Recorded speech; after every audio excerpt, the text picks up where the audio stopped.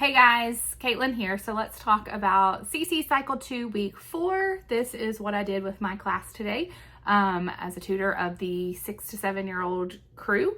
Okay, so for new grammar, for timeline, we did Timeline Detective, and how I play this is after we've gone over the song and the hand motions, then we sit down on the floor and I lay my timeline cards out. And I make sure that we've gone, like I've pointed to the cards, so they kind of remember which card goes with which thing. Some of them still are not reading strongly yet. And so so today I had 6 kids, and so I paired them up. And so I'd have a pair of 2. One of them was the thief and one of them was the detective. So the detective would close his eyes and the thief would take one of the cards or point to one of the cards, and I'd take it out and then I'd slide them together so that there wasn't an obvious gap.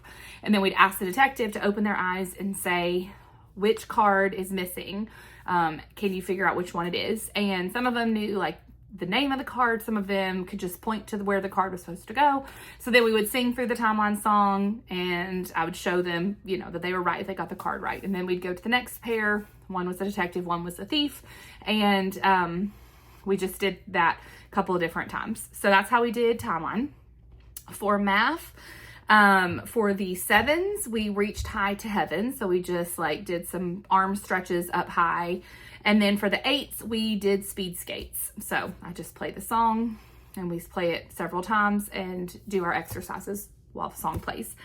For geography, first of all, one thing I did different this week that I've never done before is I went ahead and pre-labeled their maps. These rivers, there's several of them. They're kind of hard to find on the map. And so for these younger ones, I thought for this week especially, I'm going to go ahead and pre-label them. So I didn't trace over the rivers. I left the rivers as they are on their trifold maps is what we use in our campus. But I did take a dry erase marker and I just wrote the initial because each one is different. So I wrote an S for the Seine River and an R for the Rhine River so that when I was showing them on my big map and they were looking on their small map, I could help them find the letter and then find the river that was close to it. So that's just something that I did this week to try to kind of help us out because sometimes it's really hard for them to find this stuff in geography. So for them to find it and then trace it and then relocate it or label it or whatever, sometimes it gets to be a lot. So that's kind of a tip that worked well for us today. So anyway, we went over them. We sang CC Happy Mom's little song. I have not been doing her hand motions. I like them, but I don't feel confident enough in them to do them and show them and teach them to the kids. So we've just been singing the songs and I send the video home to the parents in my weekly email. And then we got our little animals out because I have sea creatures. And so I like to use these anytime we're doing bodies of water. And so we took our sea creatures to the different rivers as we sang those. So that's what we did for geography.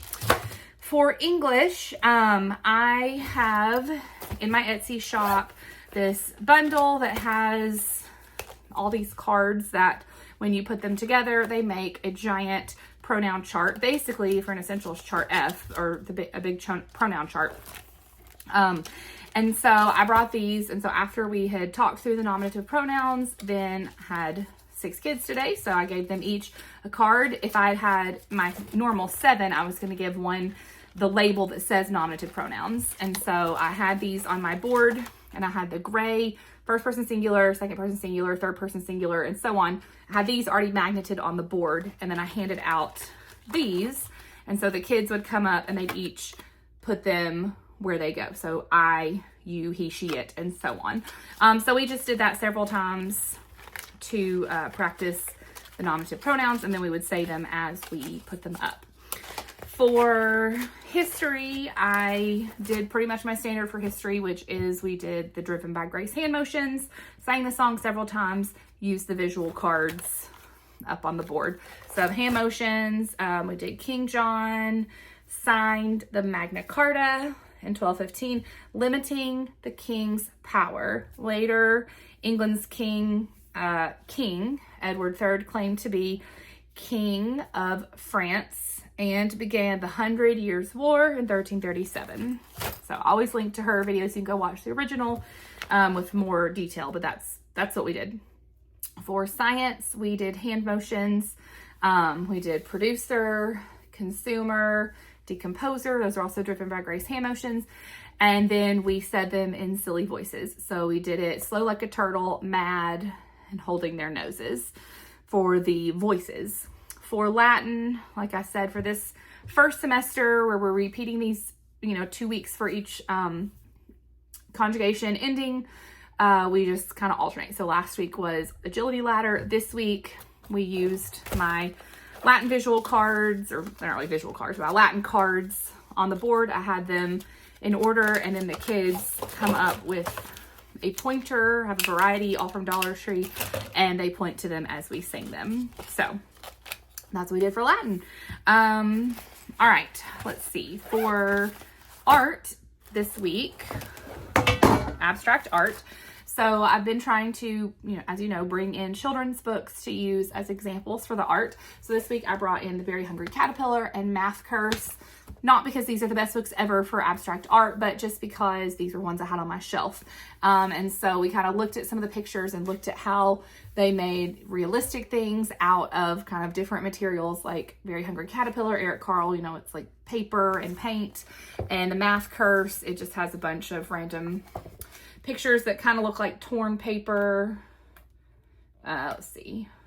This one. Like, that's what the school bus looks like.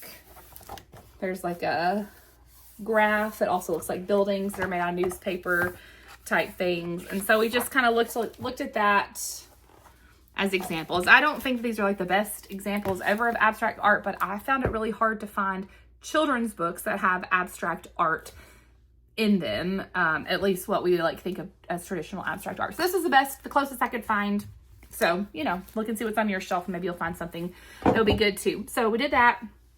And then to kind of both review oils and talk about abstract art, we did this roll and draw. I did this last year with my kids too, but basically I should give each a piece of paper and a dice, and they roll the dice. And so on roll 1, we're talking about circles. So if they roll a 1, they draw these kinds of circles. If they rolled a 4, they would draw these circles. Then we roll a second time and we do straight lines. So I have some options depending on what they roll. Roll 3, dots, and so on. And you can kind of see an example at the bottom of how it would build to be abstract. The only thing I didn't do, and I should have done, and I don't remember if I did this last year and just didn't transfer it over to this year's binder, or if I never did it, but I wish I had done a couple of examples at home, because I don't think they quite got that it was supposed to like be really big and fill the page and make this big art piece. They were like drawing these really tiny little dots around their paper. It was fine and it was good practice for them, but it wasn't kind of like a piece of abstract art when we were done. So anyway, but that was not our project. That was just kind of a quick review. We also looked at some examples of abstract art so they can kind of look at what was that. So our project was making trees. This is Art with Allie, I believe, is where I got these tutorials, and I did 2 examples, kind of a summery tree and then kind of a fall tree. And so I walked them through drawing the trunk and the branches, just like Art with Allie does in her video. And then I brought paper from home. So I used to scrapbook. I haven't done it in years, but I have lots of scrapbooking paper, and I would always save my scraps. So I just went through my scrapbooking paper and I collected a bunch of different greens and a bunch of like reds, orange, yellows, and browns, and they're just all different shapes and colors and textures, and that's fine because it's abstract. So I brought these and I put them into just some little like paper trays that I have. And so they could just come up and they could pick whatever papers they want. We used scissors and they cut them into little shapes. Most of them did kind of little shapes like this, but some made smaller ones and some made bigger ones, and that's fine. And then glued them on. I will say art today took a long time. Thankfully, it happened that our presentations went really short today because we were down a kid and we just got through them fast. And so we were able to take like 15 minutes of presentation time and tack that onto our art time, and so do like 45 minutes of art, because this actually did take a long time. So if you're going to do this project, just be prepared that it's going to take a while, or maybe don't do both the tree project and the roll and draw project. So just if you're crunched on time. So anyway, but they turned out really cute. The kids had fun doing it, and it was I was really happy with that one. Okay, for science, that's pretty standard what the experiment is, and there's videos online that show you how to do it. But just one thing I wanted to share is that I believe in Van Cleve's, it just talks about just doing it in a plain baking pan and with a sheet of construction paper. So we did the plain baking pan, a piece of, this is printer paper actually, but I also did a paper towel from my kitchen, and then another mom at CC had brought some, what's this stuff called? You know, you rub it on, what is this called? Sandpaper. It's sandpaper. Okay. She had brought some sandpaper, and so we were able to experiment with a variety of textures and friction and that kind of thing. So that was a fun way to kind of expand on the experiment a little bit. So if you have some variety of options, that's good. If you don't, that's okay too. So that's what we did for science, but I have videos linked where I always watch those each week because they explain it so much better than I can. So that was science. And then finally for review, we did Stinky Feet. And I did this last year with my kids. So if you watched my tutor prep video for this year, I talked about how this year something I was changing with my review games was not doing like kids versus kids review games because, or at least not very often, because it oftentimes last year ended in tears and hurt feelings and stuff like that. So what I did was I did the kids versus Miss Caitlin. And so, they were basically trying to beat me as a team, and it's a game of chance. Like it's a game of chance, but they still get upset if they win, you know, or if they lose, you know how kids can be. But basically if they drew plus a positive number, they got the points. And if they drew a negative number, we kind of ignored the fact that it was a negative, and I got the points. I created these, I didn't create the game Stinky Feet, but I created this digital download, and I had the positives and I had the negatives, which works well for older kids who kind of understand that. But for the younger kids, I didn't want to do that. So I may recreate this at some point and make a set that's doesn't have any negatives in it.